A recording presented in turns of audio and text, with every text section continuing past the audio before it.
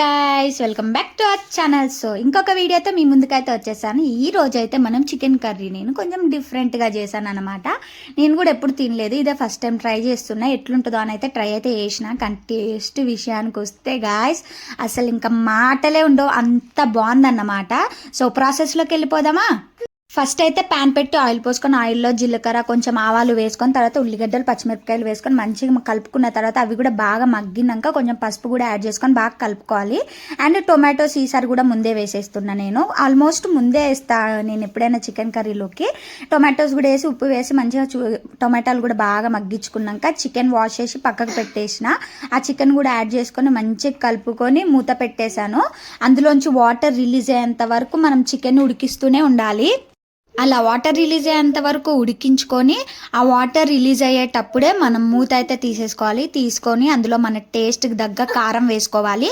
మా కారం అయితే కలర్ బాగుంటుంది కానీ అంత కారం అయితే ఉండదు. ఇంకా అందుకని నేను ఒక 3 స్పూన్స్ అయితే వేసాను అన్నమాట. వేసుకొని మంచిగా మిక్స్ చేసుకోవాలి. అంటే మన ముక్కకి పట్టే అంత ఇదిగా మిక్స్ చేసుకోవాలి. అండ్ ఇంకొకటి, చికెన్ ఈ కర్రీ సిమ్లో పెట్టి వేసుకోండి. ముక్క మెత్తగా ఉడికి అన్నీ ఆ ముక్కలోకి దిగి మసాలాలు కారం ఉప్పు ఇవన్నీ దిగి టేస్ట్ అయితే అసలు మామూలుగా ఉండదు. ముక్కలు తింటుంటే తినాలనిపిస్తుంది. తిన్నడు లేనిది మా పాప కూడా అసలు పీసెస్ తినదు. ఆమె అసలు పీసెసే తినదు, ఓన్లీ గ్రేవీతోనే తింటుంది అన్నమాట. సో అలా చికెన్ మంచిగా కారం వేసుకొని బాగా కలిపేసుకొని మూత పెట్టుకున్నాక చూసారుగా ఎలా ఉడుకుతుందో. సిమ్లో పెట్టి ఉడికిస్తే అలా ఉడుకుతుంది అన్నమాట మంచిగా.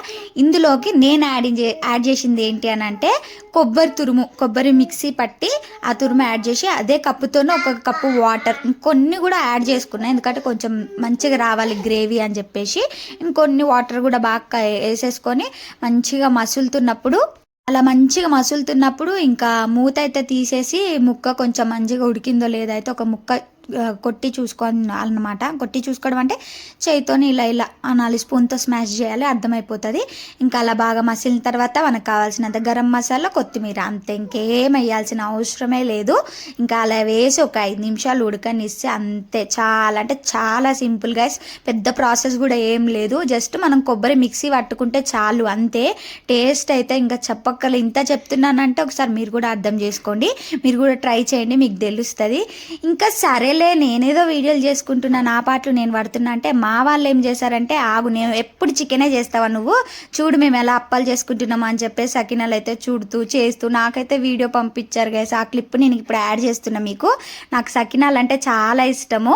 ఇంకా వాళ్ళు చూసారా ఊర్లో చేస్తున్నారా, అవి నాకు పంపించారు. చూడు మేము సకినాలు చేసుకుంటున్నాము అంటే పండక్కి అప్పాలు చేసుకుంటారు కదా అలా అన్నమాట. మా పెద్దమ్మ బాగా చేస్తుంది సకినాలు, ఆమె పర్ఫెక్ట్గా వస్తుంది.